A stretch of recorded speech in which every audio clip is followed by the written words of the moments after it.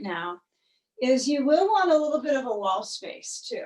Okay, so I want us to have a full practice where we kind of get the whole flush of the circulation through the feet down through the upper body. So we're going to start out with a whole front line lengthening, as if this is something I'm selling.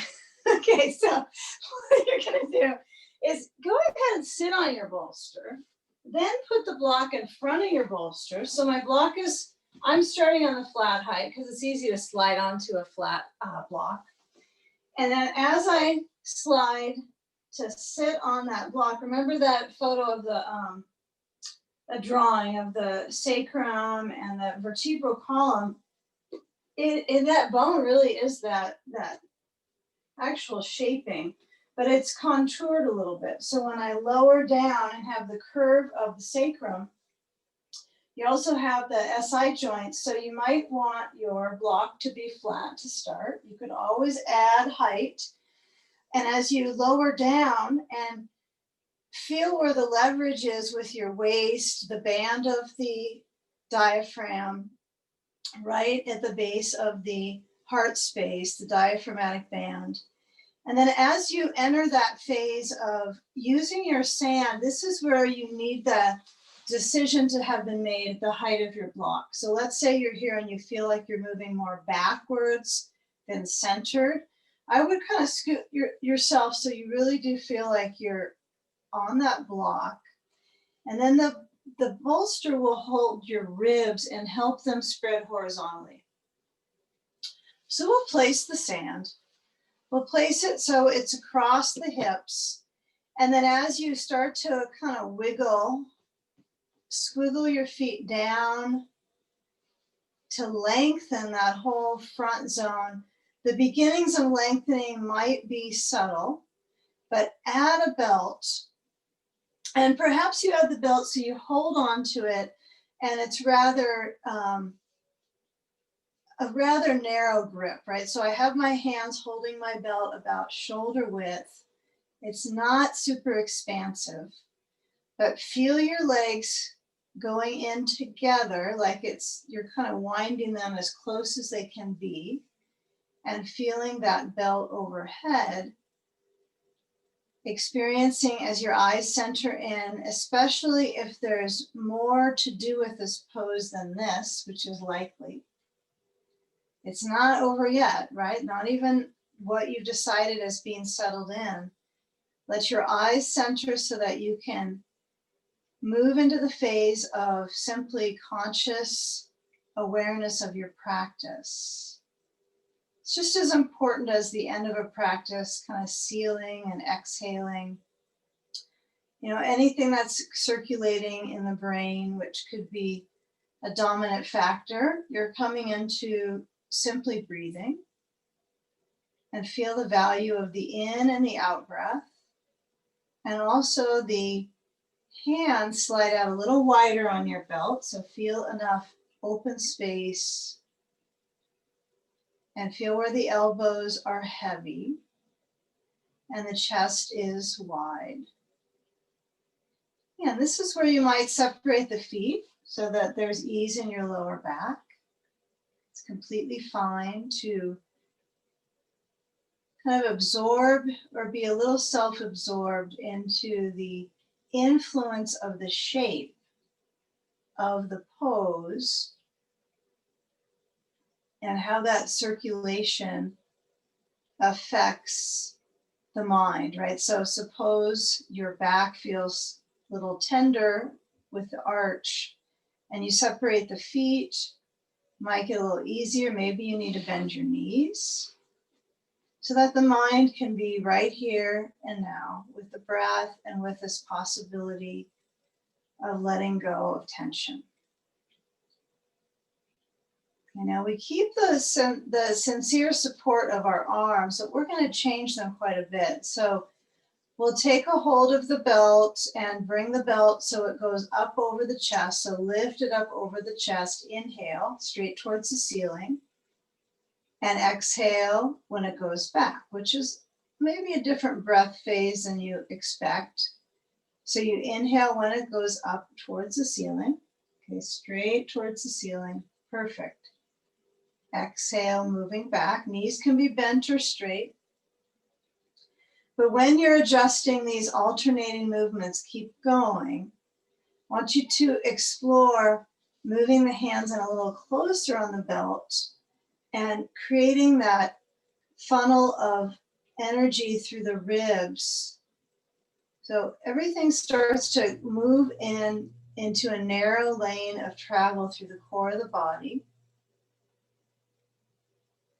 Alternate for a couple more times. And then get that feel when you're moving your arms towards the ceiling. If the legs are bending, try to straighten them back down again. Try to work with the straight leg pattern. You'll likely feel the upper back arch. And then as we work on stretching our arms back, our final time with the belt pattern, pull with your arms like your belt hopefully is in a Dynaband, right? So there is a resistance with the belt. And as you're moving your arms back, I want you to try to reach through the ribs, not just the arms. So you have this support of the bolster now. It's pretty high up on the back, and generally compared to maybe when your legs are up with the bolster under your pelvis. So you have a little more offering of supportive lift, okay? And then as you let go of the belt, you're gonna cross the right arm over the upper chest, so you're stretching your right deltoid. So the left hand reaches to your upper right arm. And then as you feel that crossover, try to keep your head centered so you are brain centered, not rolling to the left. And then change sides. Left arm crosses. Okay, get a feel of that hold of the arm. Pulling, pulling, pulling.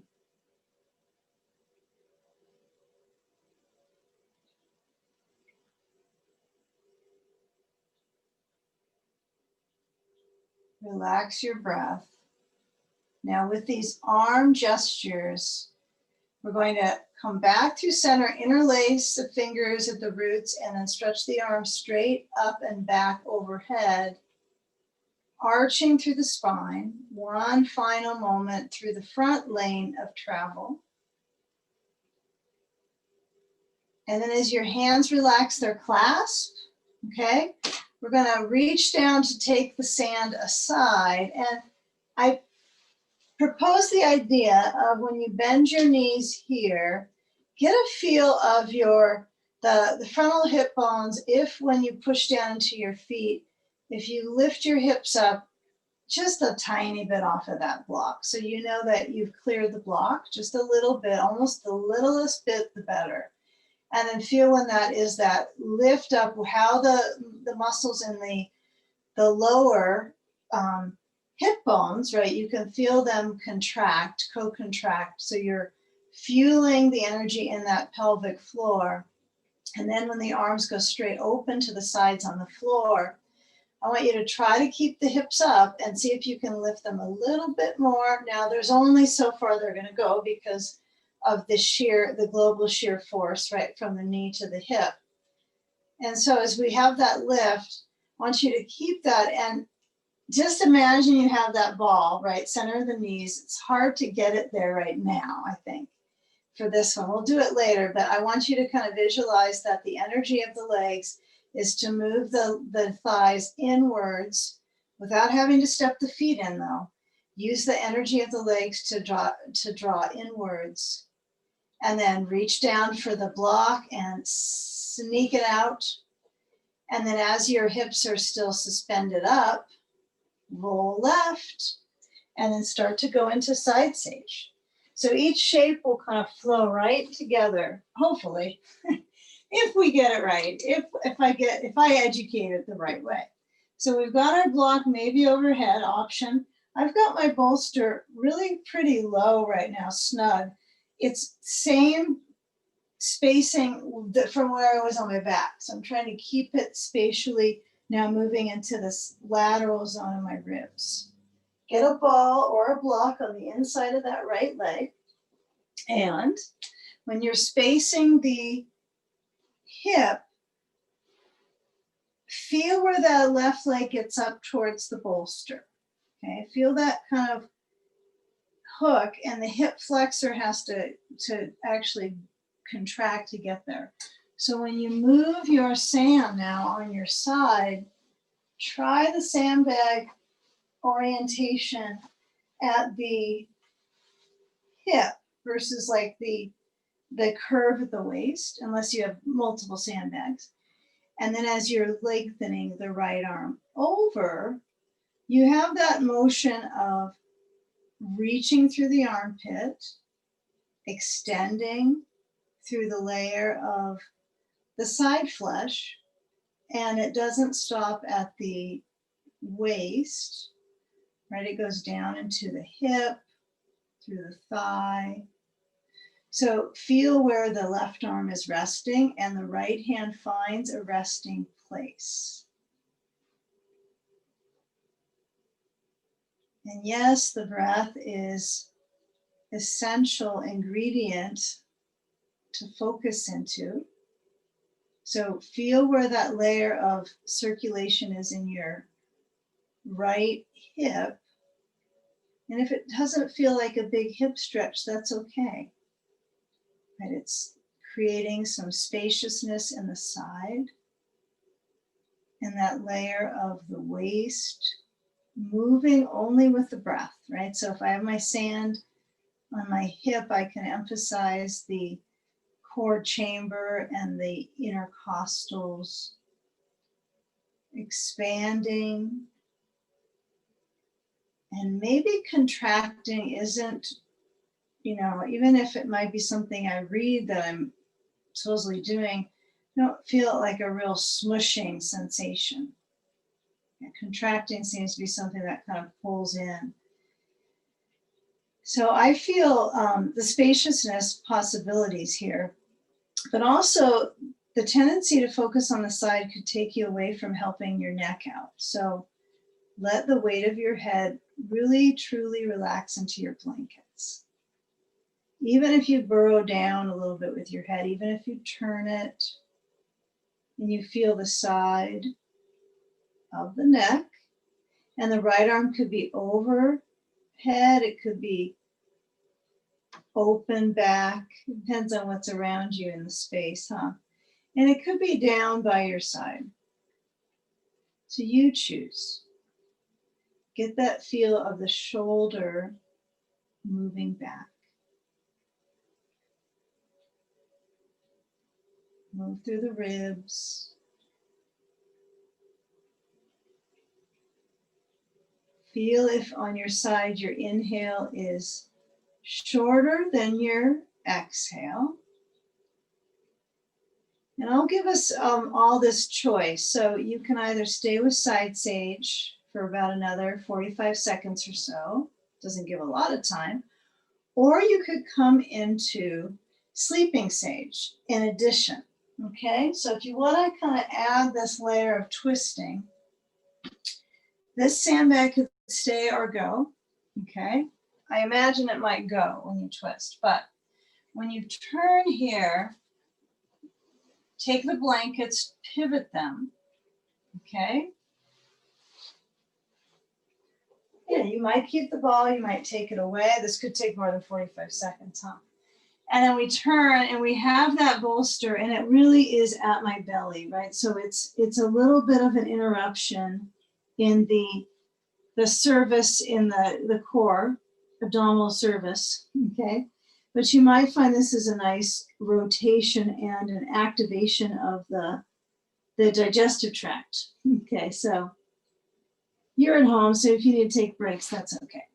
But when you turn, I would really get some exploration on this because as I mentioned with the sacrum, the vertebral column, trying to let them motion in harmony, you might play with this, put your hands on the sides of the blankets and then kind of comb the arms, combing through the back by reaching And then just let your elbows get heavy. Widen the elbows so that the back surface can center and spread open. But also let the weight of your head just relax into the blankets. We'll give it another short little bit here. So those that are in side sage, you can stay. And those that have taken the twist, kind of feel the surface experience in the back muscles and that kind of inner depth of rotation in the belly organs. Breathing, comfortable in-breath for 4 to 5 counts. Out breath easy, 5 to 6 or more.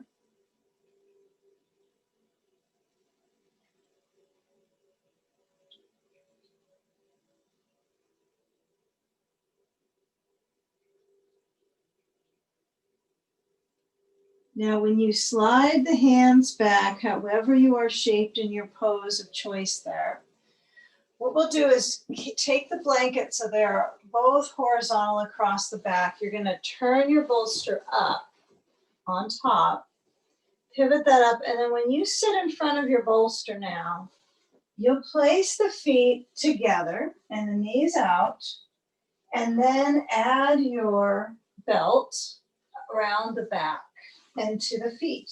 Okay, so we'll come into a traditional reclining cobbler's pose. Okay, so I want you to take your belt so that you have it and it's connected, right? You're going to buckle it up, connect the buckle spatially so that it's near your hip, meaning that, well, it doesn't have to be right at your hip, but it's easy reach for your hand.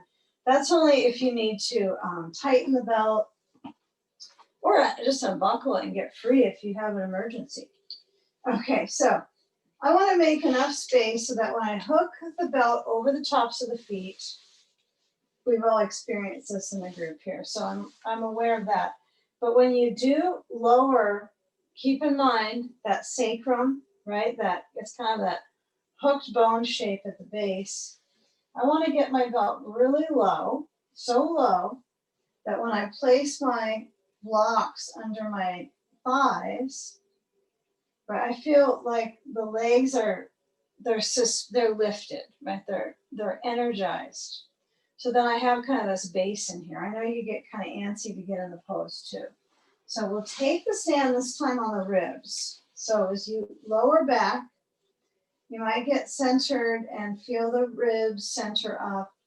And then as you lower back, you might round your spine, flex the back, and then move on to your pose and find the block contour that really is inviting to create this basin for the pelvis, right? And part of this is that we're going to do some hip openers. And this is the start of that pattern for the inner thighs. I think we pretty much always will do a Baddha Konasana before any series of hip work. It's a nice, I think we pretty much always do. So if I put my sand across my ribs, I'm going to try to get it pretty high up there. And then when I lower my arms down, I want to keep my elbows fairly disciplined so that they are kind of feel almost like they hang off the shoulders, right? Versus trying to slide them out farther, right? So I want you, instead of moving out horizontal with the elbows, keep them fairly close, like you're almost holding your body weight a little bit into them. And then when you balance the weight of your head back, if you need an extra towel or anything under your head, go get one. Sometimes you need more props.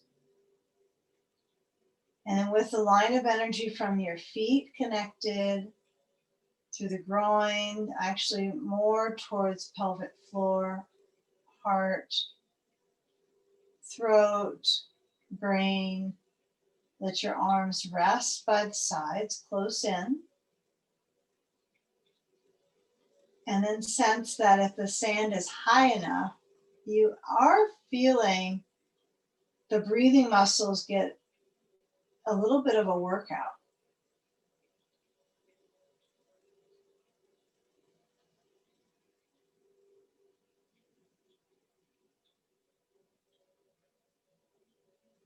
So feel the motion of the in-breath. Right, it kind of fills up the ocean of the body, right? There's certainly tidal waves internally or mentally, right? It could be that is your tidal wave. I think the only thing you've got, right, installed in your actual being is the breath that could help you chemically, right, to calm down. It's already inside, it's installed, it's operating, it's on automatic play, right? But you can voluntarily control the exhale to lengthen.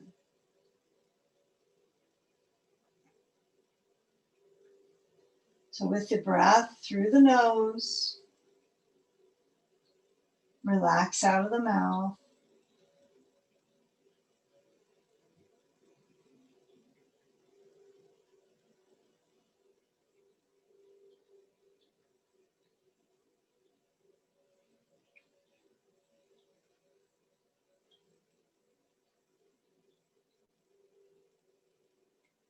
Now feel if there is any other area in the midsection that you could open up, right? You could feel a little bit more circulation towards.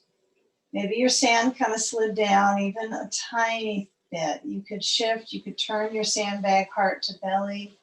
Maybe that just gives you a little more grounding for the last few moments here. But emphasize that's kind of nice. It has this downward motion towards the feet. And the hips are certainly centered.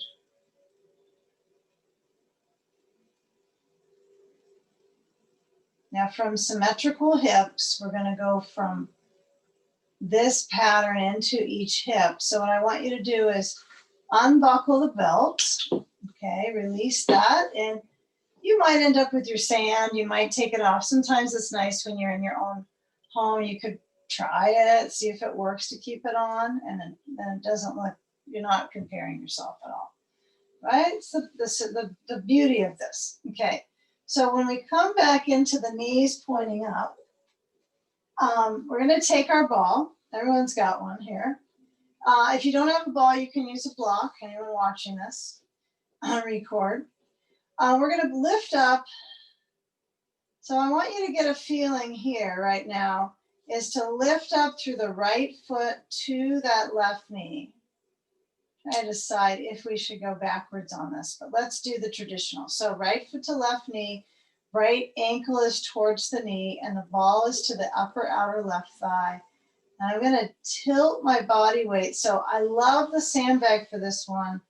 Specifically, my sandbag is from heart to belly because it kind of weights my body. So I don't swerve as much with my torso. I keep it kind of pinned in center. Okay, left hand to right knee, grab it, and then let the weight of your leg squish that ball. Right? Try to stretch the circulation surrounding your right thigh, hip, buttock. Right, that sacral iliac space should be super safe here. Should feel very supported. The right arm could be down and resting. It could also stretch straight back besides your head. It might feel nice to do. So you feel like a fullness and experience the shape for a few moments. See if you can give yourself the time versus kind of getting the pose for a few seconds and then distracting. See if you can really emphasize the awareness around the hip. That's all you got, right? Yourself, awareness, and maybe sometimes calmness through this practice could be helpful for that piece of the puzzle. So when I integrate the arm back, it does have a sensation of a little bit of challenge through the arm. So if I kind of play with my right arm's motion up to the ceiling, back, overhead, you know, notice when the volume in the armpit really gets kind of dialed in and full when it goes overhead. Feel if you can lengthen your rib cage when you do that. It might feel a little easier, or, you know, more tone in the whole back. So it doesn't feel like you're straining your joint as much. You're integrating your core. That was a light bulb for me, just in the moment, right? Integrating the midsection with the reach. Arm maybe has a little less fatigue. Now, before you switch through, I want you to lower the right arm. And then as you let go of that knee, feel the right knee back center uncross, and then recross left foot to right leg. Switch the ball to the right buttock. Keep in mind it's really squished in, so it's kind of the nubs on that get stuck to you. And then you purposely lean. Now, if this left knee pops in towards you because the leg is stiff, right? Encourage that left knee to be open. And that might engage the back of the thigh all the way up into the hip. And then when you lean into the ball, yeah, it's not exactly pleasant, Bill, but when you hold on to the knee, it kind of secures the circulation. Left arm straight back. That sandbag is not your thing right now. Take it off. Remember, you don't have to keep any of the same perspectives I have on it as far as what you see. It's an idea that is maybe worth visiting. But when you are holding onto that knee, can you relate to reaching, leaning, relaxing your eyes?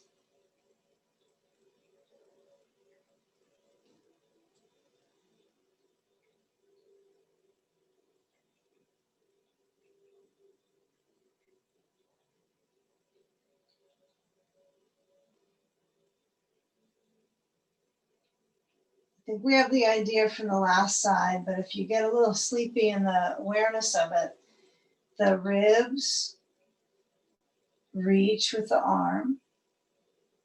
Even if I have my arm at kind of half reach, that might work better for some, to really get the rib cage to expand.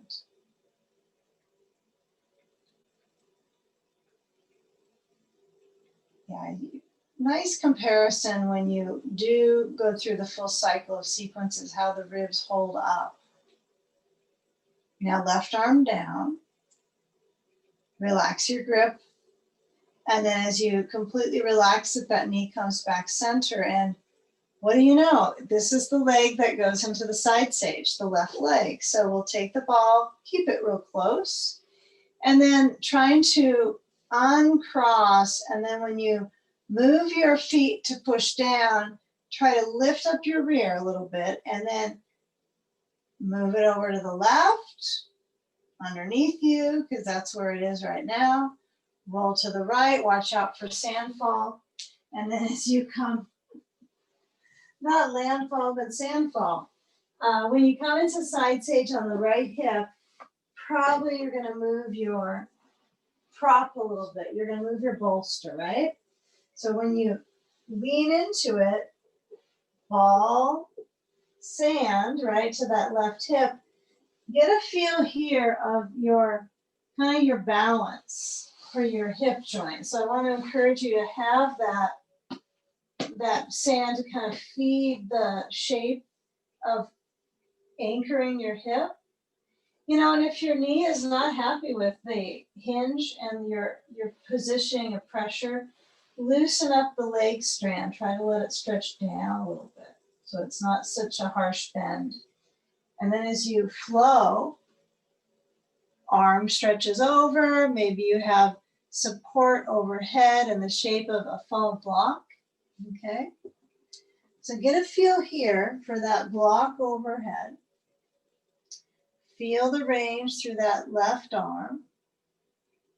Yeah, and if you do crave the sand here so that you you can stay with the arm overhead. That does sort of anchor that too. You might play a bit with what weights you have to put on your side, okay? So feel where that right hip is centered. And if you turn to the left a little bit, you're opening the chest.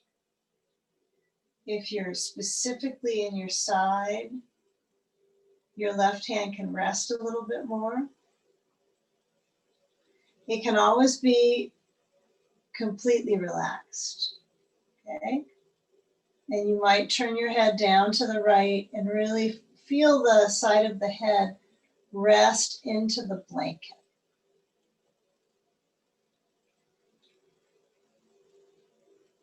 And be rather specific here about the layering of breath in your rib cage. Even though it feels like it's one rib when you breathe, like one breath, it's multiple ribs, right? So just visualize that, right? Visualization of what you're doing is as important as what you're doing as far as what it lights up in your brain, right? I don't know if visualizing going to a certain summit will work exactly, but it doesn't hurt, right? So get a feel here for that range of the ribs, because there's slopes, there's valleys, and there's the fluidic nature, what surrounds them, the blood flow. So spatially be here. And those that want to add the twist, this is about the time.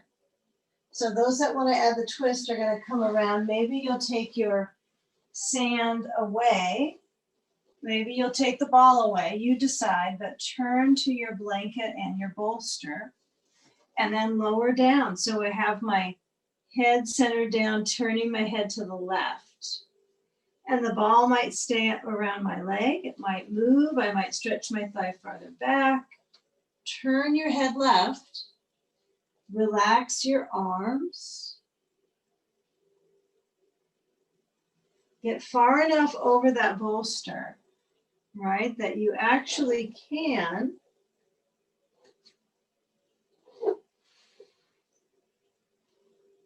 twist, right? I want to use the bolster under my rib cage. But isn't it kind of interesting how you have to wind through the back body, the back country, to get that rotation in the frontal rib cage? So give it a few more moments. Center. Possibly, you might even not want to twist your head. So if you don't want to feel that neck twist, you could roll up your blanket on top, put your forehead on that, so the whole neck is long, right? So you could try that too.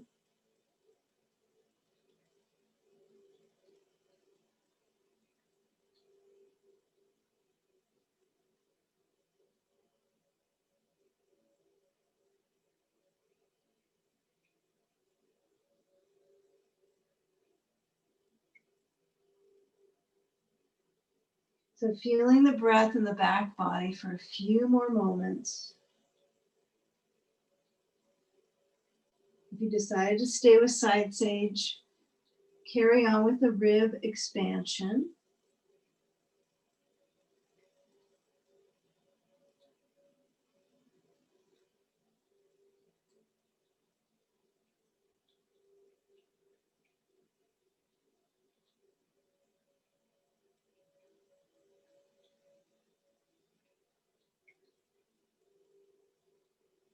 Now slide your hands back right beside the blankets. And this time what we'll do is take one blanket off to the side.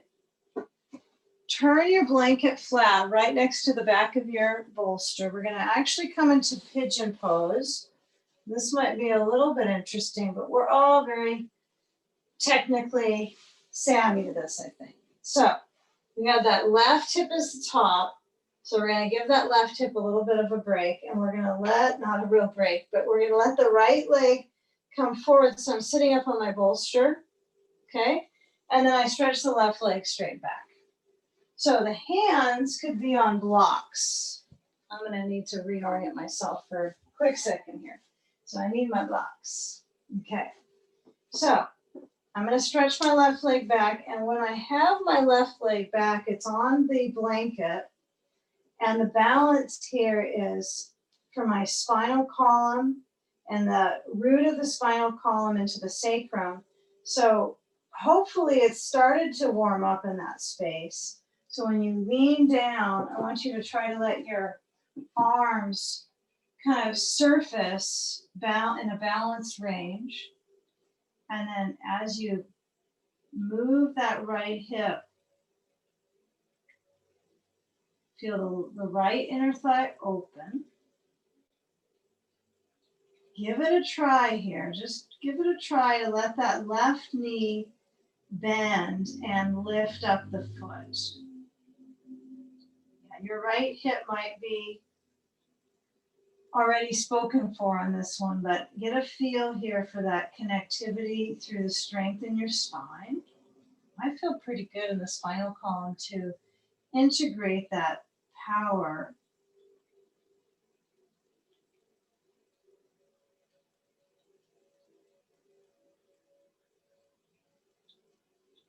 Okay, now we'll stay here for a little bit longer, but the back foot goes down.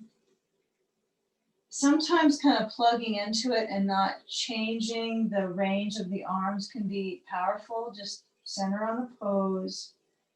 Get the poses, the potency of the pose as your focus. So my right foot is hooked to the bolster in front of it, and I'm going to avoid trying to move my foot farther forward like the split. So it's not that's not the game for me in pigeon. But for you, it might be to emphasize kind of this lower back chamber as balanced as possible. So if that means that you try to pull the right knee a little back towards the bolster, that's fine. Kind of levelizing the hips a little bit.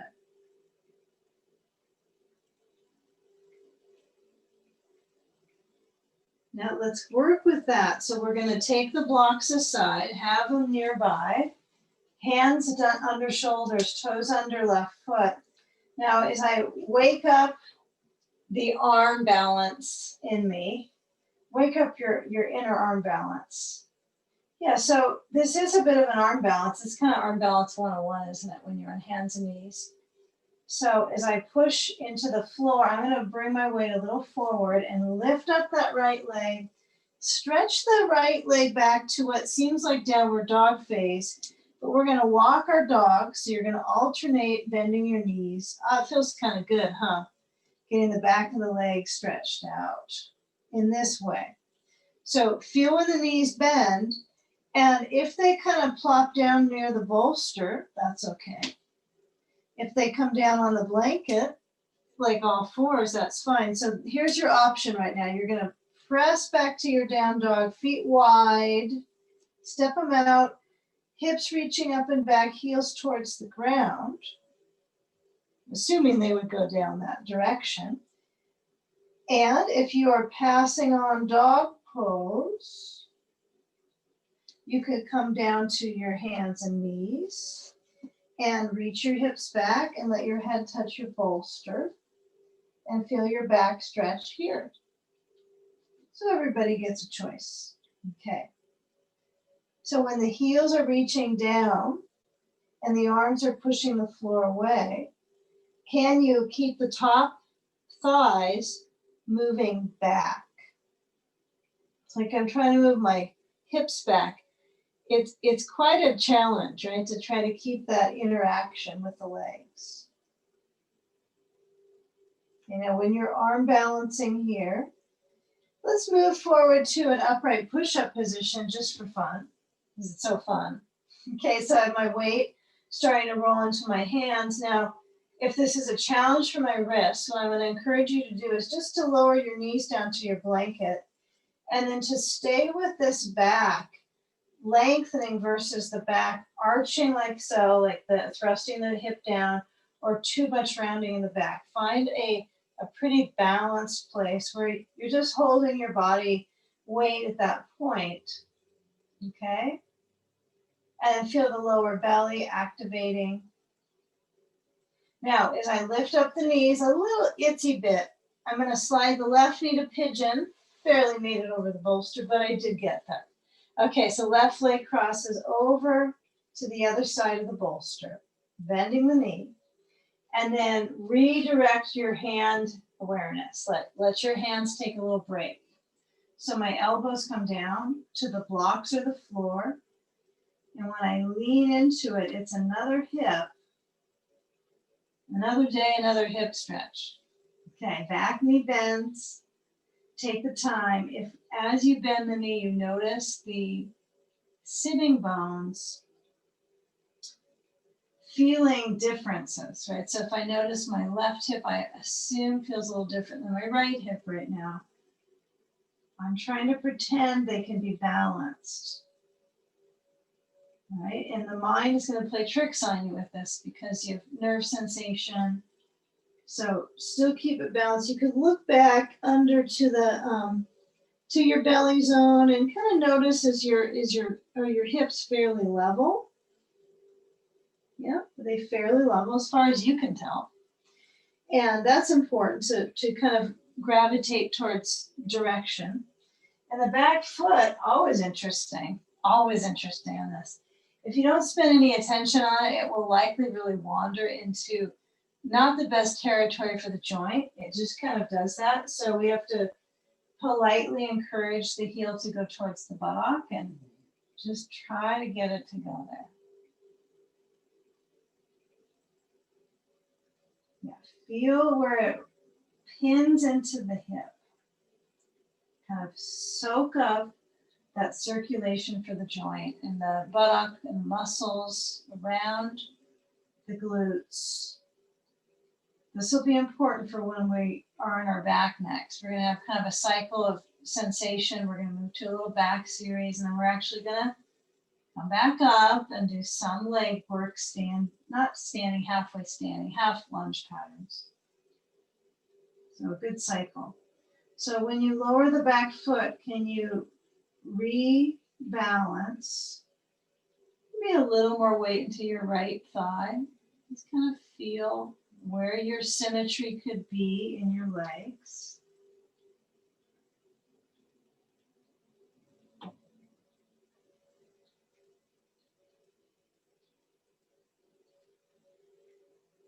Okay, now, here's where we start to get a little bit creative with our back, the wave and the spine. So as I move my weight into my left hip, or maybe it's like I lean a little to the left side because that seems the obvious choice to get out. Let's try when we motion out, we're going to bring the hands to the blocks. That's a likely contributor to getting out. And then you'll come around, swing the right leg forward, and this time we'll take the blocks to the sides, and we'll actually slide back off the bolster and then push it in front of us. Okay, so now we'll have our bolster across the mat in the very front. Okay, does everybody kind of see that? So it's forward. It's a little different. Okay, when I slide onto the floor, make sure I got my wits about this one. I have a ball, or if you don't have a ball block, between the knees. And when I lower down, I'm going to make things normal again. Make things normal. Okay, so I want you to do these two different patterns. Now, you could go a little bit kind of crazy on this one and get your bell and use your ball and all of those things, but I want you to focus now on this pattern of squeezing into the ball. And the ball really is not right on the tip of the knees, right? You've got to find it where there's some actual volume in the leg. So if I squeeze in, I can feel them co-contract. Okay. So as you push down to the feet, activate, lift up your hips. And as they lift up, find what's about 90% of your lift. You know, you have a little bit more you could do, but you're going to halt because you might be asked to do more and you need the energy, right? I'm sure my cat wonders why I'm talking to her like this, huh? Okay, so when you lift up, I want you to have that lift and then squeeze into the ball, and then you're really deep in the glutes, right? You'll feel, wow, there's so much muscle in that space to work. So imagine that. It's a very muscly space right now. It has potential, doesn't it? Stretch your arms overhead. Give it a try. And breathe. How about some of that? And then as you lower your spine down, I want you to get that feel of the breadth, the width in the back, not just the spinal chain, but the whole back. So you might get a little kind of funny about it and lift up your elbows, kind of get the back chunks a little wider. And then when you lower down the spine, you really massage through the back. So try this. If you really want to get a good massage, try some yoga for it. So try this part of yoga. When you lift up your hips, come up, back up again. Don't worry about squeezing the ball so much this time. Just hold that ball so you do have to maintain a little bit. But alternate up and down, drawbridge, but get that feel of the movement in the back and really explore it like you're in a improv mode right now. So I'm going to do a tiny lift right now. Arms go all the way back, and then feel when I lift up after my arms are back and how that mounts up my spine. Sometimes it doesn't feel so good if I go kind of low in the beginning. So play with it. And then once you get to your peak lift the next time or two, I want you to try to stay and get a block and place it mid-height under your sacrum. It might be closer to where you feel your tailbone, but mid-height would be good. And as you lower down your arms to adjust that, I would be a little careful that your back arch is satisfied by your shoulders centering down. And then get the arms in close, right? Roll the shoulders down and in, all those things. If you want to make this the best possible outcome you can, you might grab your belt and put that underneath your bridge, okay? Grab it and try to get the shoulder behavior to roll down and in so you really feel like you have a poofy chest now, okay? It has a lot of slants to it, doesn't it? It's a bridge pose, a lot of contours in the body. You can have the belt or let it go so it gave the activation in the shoulders. Give it a few moments, really stay with that awareness in the back. Belly full and belly centered.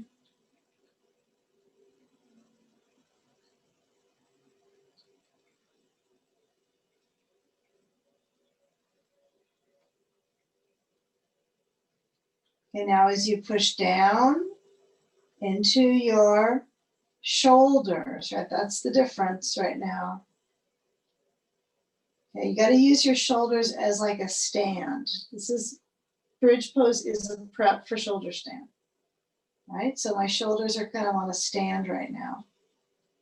Now you're going to lift up your heels and try to slide your feet to the tippy toes and then possibly symmetrically use your legs.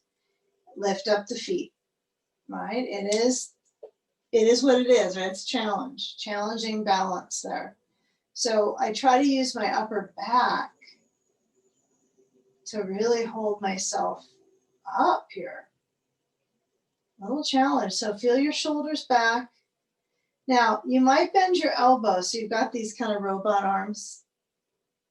So you're completely silly looking at this point, right? So I press my elbows down, the things I do for body awareness, huh? And then I can't go one leg at a time, right? I've got to go keep them as a unit. So feel the ball, right? You got to push in, try to squish it. So you really have to get it pumped up now. So squish the ball, squish the ball, squish the ball so the legs have an energy through the groins. And then bend your knees. We're going to keep the ball for this one. Lower the feet down carefully. If you're feeling a little difficulty in your back, keep the knees straight up from the hips. Feel more of that knee towards chest version. Press down your elbows. And then carefully keep the ribs open. That's the key to get your feet down. Ribs open, ribs open. They're flexible. And then lift your hips, slide the block away. Hooray! Spine down. And as your knees go into your chest, take the ball, place it underneath your left buttock because it's there. And then make sure the ball is high up on the glute and the glute medius. So it's kind of the middle, top, back of the buttock. And squish the ball. Completely squish it. And then move a little side to side to massage that glute. All right, try to let the variation of pressure, that connection of pressurizing and moving to be in balance. So you don't have one more than the other. You're as interested in moving as you are in pushing the ball. Yeah, and you might find where your sweet spot and it's tender is more to the side of the buttock towards the outer exterior rear, towards the hip. They're pretty balanced together though, the massage and the hip and the glute.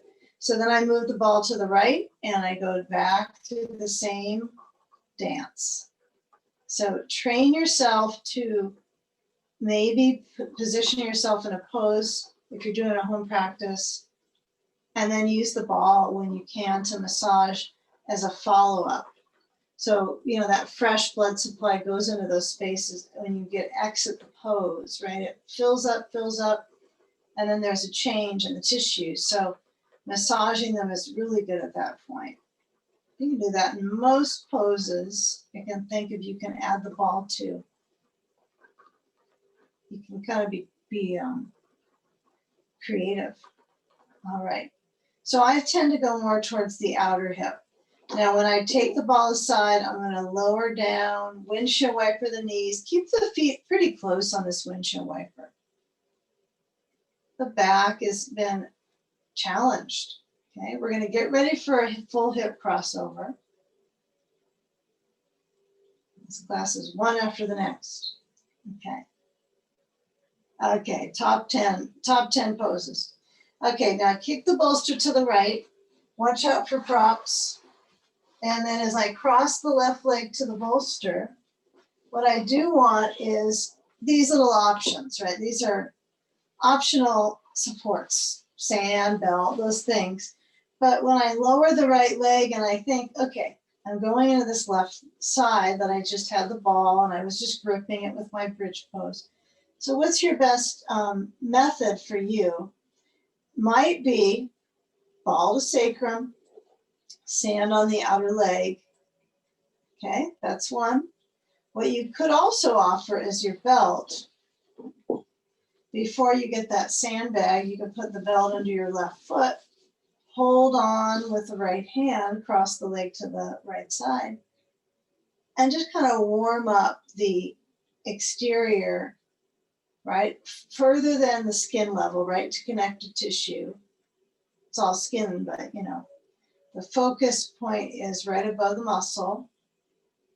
And then I could let go of that belt, just taking, 15 seconds is good. It doesn't have to be a lot of time, but it really does get it in direction of going to the right.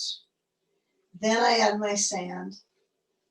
And then if you have that ball, it does a measurable influence of direction. My right knee is slightly bent.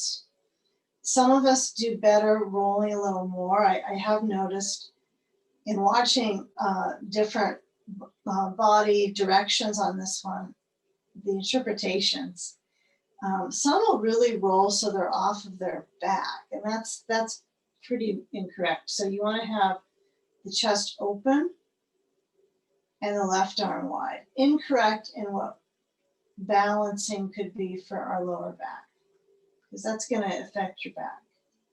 So feel the stretch of the left arm. Feel the wave of breath. Belly moves. Eyes relax in.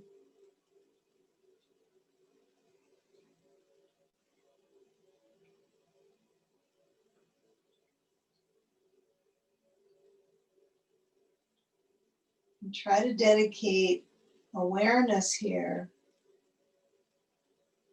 full body, right? And that would be what's on the very top of my body is what I most want to relax the brain by placing myself in these shapes, right, that contribute to helping the joints, helping the circulatory system, the immune system, all connected, okay? So if I have my sand on that exterior leg, you might use your right hand to influence it, whether you move it or you put your hand on top.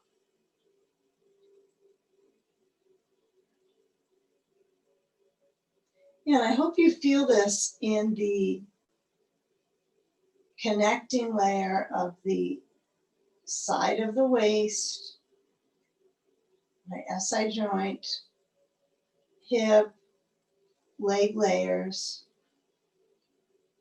Give it a few more moments.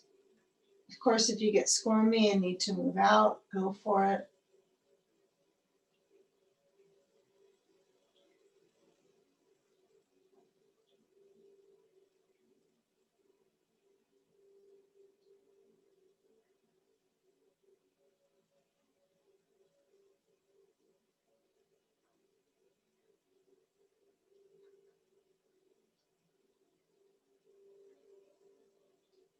And now where the body shifts, we'll start with the ball. If you use one, take that away.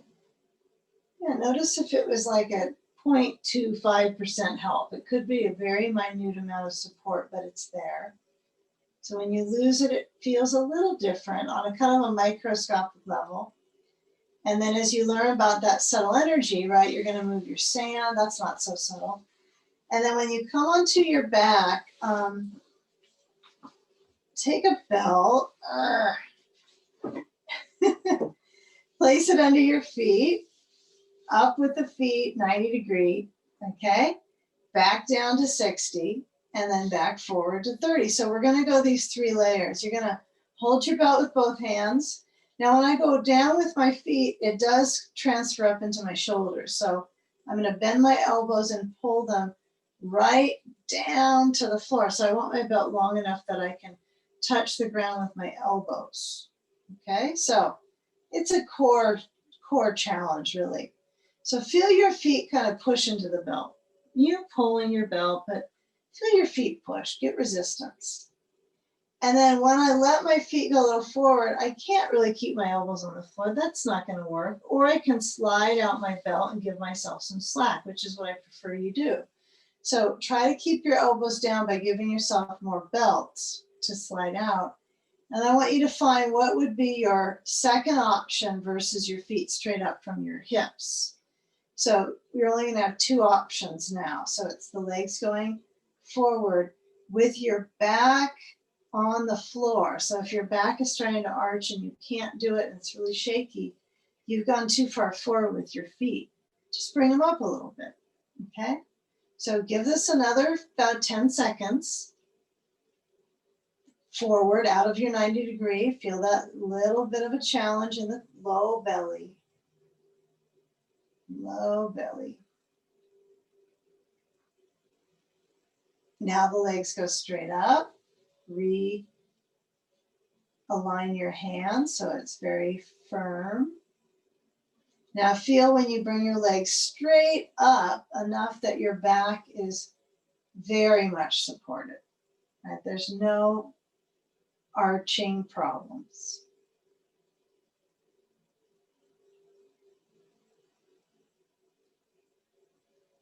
Okay, now bend the knees, gather at the belt, take it away, knees towards chest, towards however far in they go is fine. Okay? And then we'll move our bolster to the left side and apply the same things.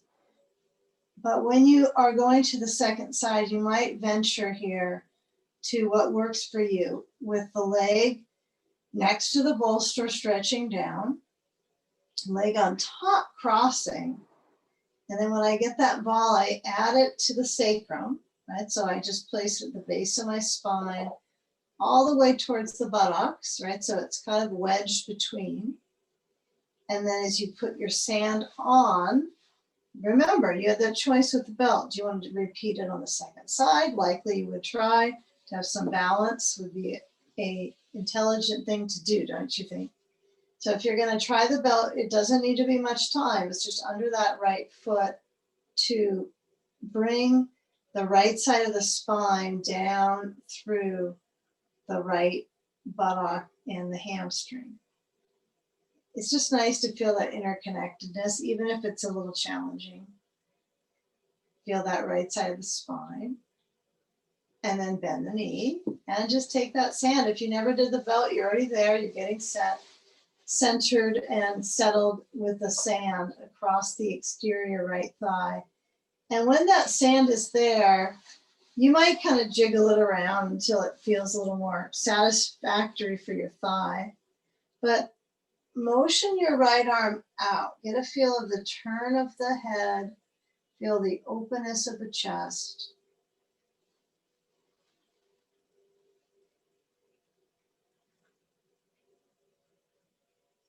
And let the weight of your shoulders relax. You might not even notice that these parts I'm mentioning have weight in the game, but they're all just pieces of it right together that make the whole body, but each of them is important. So admittedly, I don't necessarily think, oh, I feel the weight of my shoulders right now. It feels like my hip is stretching, but feeling some connection or visualize that connection is important. Could be, maybe. Let your head relax. Maybe it turns right, maybe it's in the center.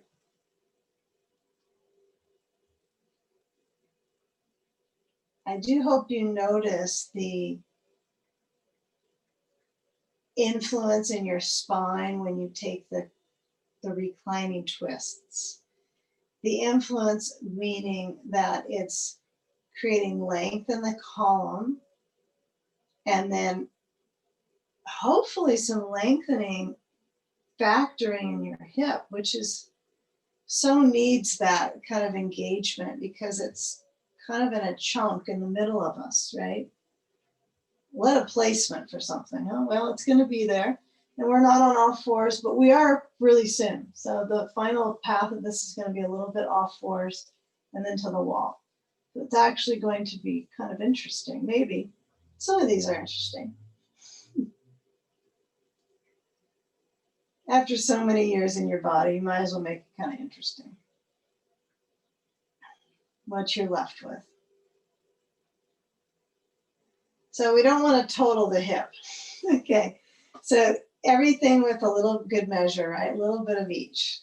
A little bit of each in our diet of poses. Okay, so when I take off my sand this time, okay, no belt needed on this change. Ball moves away.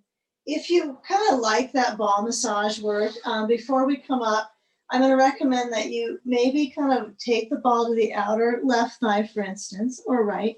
You're going to kind of lift up on your side and then just massage through the side of that hip, right? So it basically looks to be that my leg is squishing this ball, right? And I'm pushing down into it and then massaging through the layer of the thigh. And I go up and down the leg. So it does require a little bit of that arm engagement, up and down the side of the leg. And for me, it's mostly at my side of my rear and the very upper attachment of the thigh, way above the outer knee, right? So it's the larger piece of thigh. Okay, and go to the other side. Make sure that you get both sides before we get up. Okay, and a little bit of time for this. So when you are massaging, if you don't have a ball, this isn't going to work. But if you have maybe there's several self-massage balls that are, maybe a little bit more intense than these squishy ones, or tennis ball. You can find something, probably not something that's too tiny, right? Golf ball would not work at all. They'll put a hole in the side of your leg. Okay, so When you do this pattern of massaging, now what we're going to do is, when you're ready, maybe watch a massage while your lateral rotator, which is what you're doing, the lateral rotate of the side. Come to all fours for a few, just a few. Little balancing work for our helpful for bone density is what this is helpful for. Interestingly enough, I always find this interesting to see in technical training for bone density, because it doesn't look like it's a weight bearing position, right? So we're going to come to hands and knees and then lay forward on the bolster to prep. You're going to let your belly lengthen, so kind of stretch through the front zone of the body. Let the belly lengthen down. Don't roll all the way forward, please. Try to keep your hands so they're open, but you're strengthening in your spine. Okay, so we're working on strengthening in our spine. So this is a baby back bend, right? My knees are down. This is where I get a little challenge just to keep my knee weight down, because the top of my ribs sink at that point, right? So there's this potential chest pressure for some, it might be. So I want you to use your hands to hold your body a little bit. So what is it? It's like a 60% in the center, you feel the weight, 40 at the back. It's kind of balanced like that, isn't it?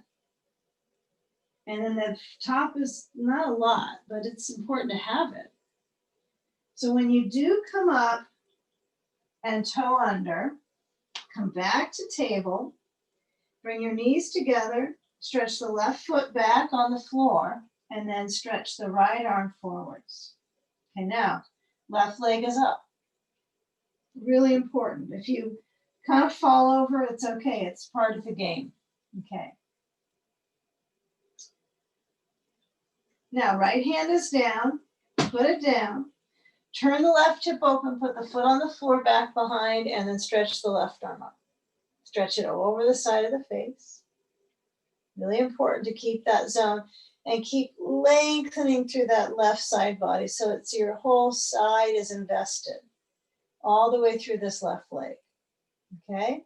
Now, if your hips are motioning forward, you want to feel like you're moving through the waist to stretch your core so that upper arm almost swings back. Okay, so we're going back how we came into it. We're going to lower the left hand down, left leg up, behind, and right arm forward. Okay, try to stay with that focus down. Lower the right hand, lower the left knee, bring the right leg back and up. This time, if you want to keep the toes under for to get into it, that's fine. And then left arm reaches forwards.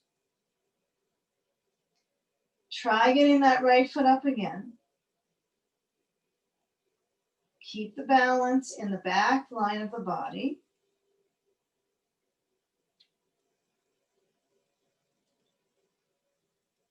Lower the left hand. Pivot the waist so the right foot comes down, the right arm reaches up and stretches over the side of the face. Try to stay with it. Final spinal here. And then lower that right hand downwards. Keep reaching through the torso fully, fully, fully. And then as you pivot, your right leg lifts up. Not too much. It's not a real spike in the hip joint. You want to get a feel of pushing back into the heel. And then left arm goes forwards. Yeah, if you feel like you're tossling for balance, you just can't quite, nab it, you might hook your toes under on the left foot, and that could give you a little spring in your balance. It's funny, as the joints mature, you kind of figure out little ways to get some spring in it, right? Some little support, whatever you can do. Lower your hand down, shift your right knee back in center. Take one more up dog, lengthen, inhale. Exhale, come back to either child's pose forehead down, or standing forward bend. You choose. We're going to come to legs up the wall next. So this will be the transition phase before we come to the wall. So if you decide, oh, forward bend is your thing, come into a forward bend. If you're more comfortable, knees a little wider than the rib cage, hips back towards the feet, bolster under forehead, take this pose.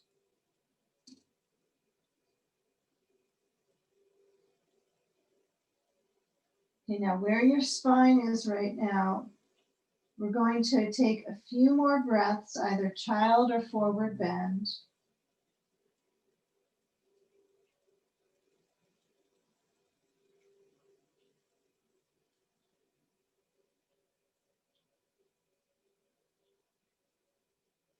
You know, when you do come to transition, whether you're on all fours, you're going to start to crawl towards a wall spot. If you're in your forward bend, you're going to probably come up and then take your bolster now, okay, to a wall space. You will only need one blanket, one sandbag, and a bolster, of course, right there. So put your bolster to the wall at the base. Now, if it's hard to get up with the bolster, because it is a little bit of a challenge for our back muscles and our hamstrings, and if it's too much, just use, you don't have to use anything under your hips. You could come right up next to the wall with a towel underneath your hips. The idea is to get the belly and the pelvis actually rising up so that the lungs can open, the circulation can flow to the brain. So it's getting upside down. So the idea is to get the hips to be up and get them up and up. Okay, so come to the wall. You're going to sit so that your rear is right next to the wall space.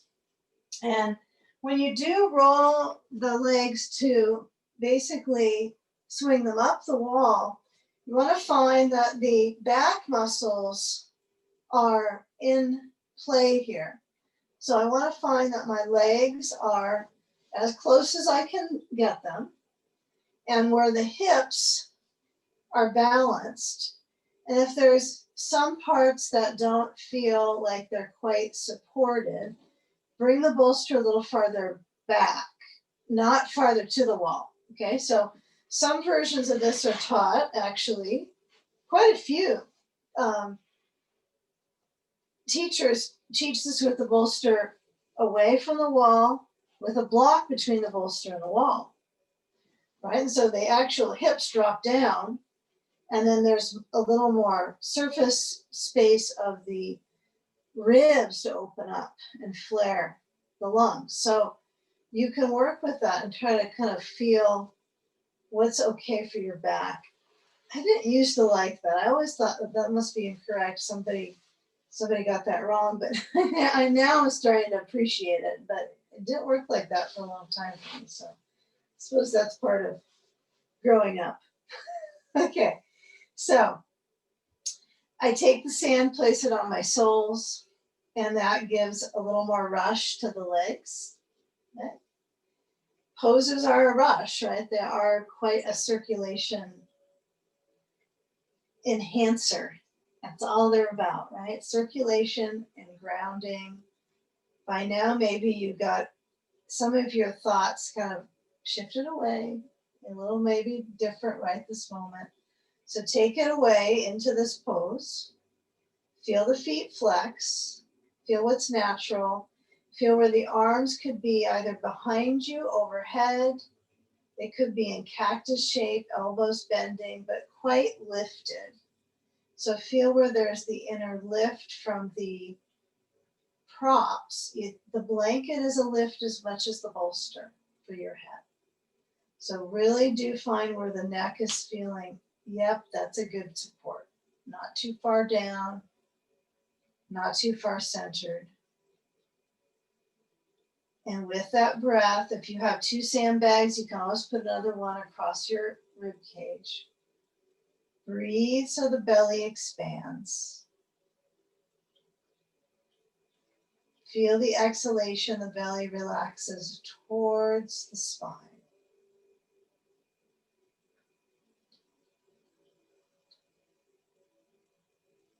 and experience that motionary pattern of the breath and the body, returning to a place of balance and peace. So we're reversing gravity's downward pull on our organs, which is resting the organs.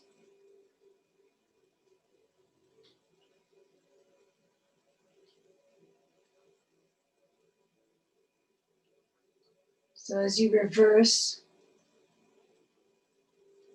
the direction gravity flows through them,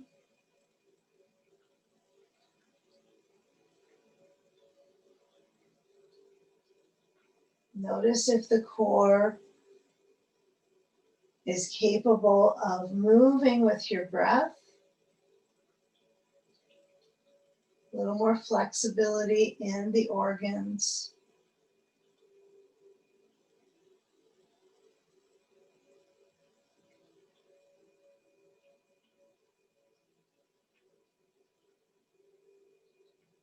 And then after you've controlled the breath, you might just lay it into a phase of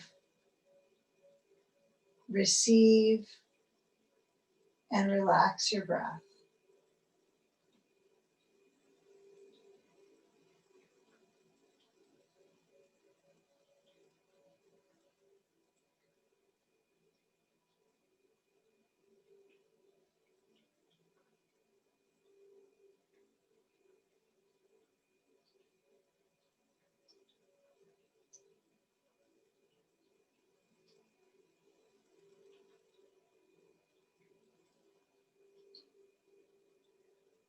You know, with a few more moments here, findings are important for you personally. If you notice that you would like to have your feet to be free of sand for a few moments in the pose, you could take the sand off and bring the feet back up the wall. You could keep the sand but move the legs a little bit away from the wall. And if you do so, see if you can get those knees apart, right? So they're not squishing in together. And the knees, I don't think your kneecaps are pointing to each other. That would be a big problem, but you want to feel like those kneecaps are really pointing not towards each other, right? If you looked up, they're right there. Bend the knees. All of us, whether you have sand or no sand, bend the knees. So the thighs kind of start to motion to your ribs. And then with that motion of the ribs, frankly, it's like the beginning with our rib cage, right? But we had our ribs in the most vulnerable of a state. Now they're balanced together with the back muscles stretching. So it's like that wedge, right? Hydrating those tissues now. Move the sand aside. Feel the knees bending and the feet together, knees out into cobbler's pose. Excellent one to have the hands on the legs and balance the pressure of the hands into the thighs, especially because it's upside down. That's the positive. That's intensifies the flow of the lymph through the lymph nodes in the groins, and it's upside down, so it's better, right, than if you're on your back flat. So this is a good one to add to your legs up. So we do it, okay. Feel the hook of the tailbone.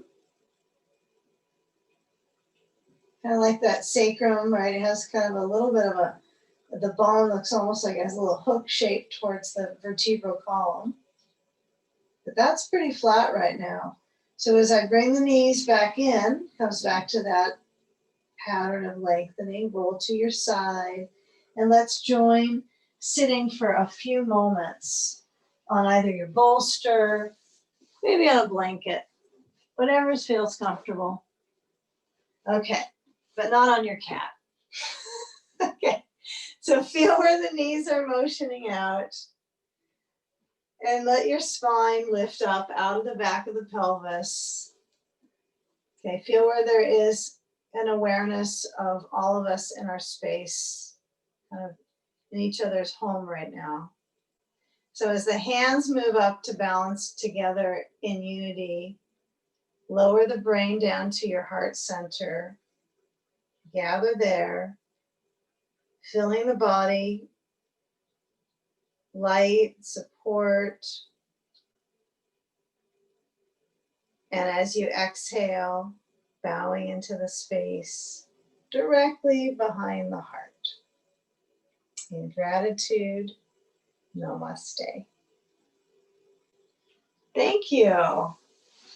Thanks for having me in your home. It's kind of like that for this, isn't it? In some funny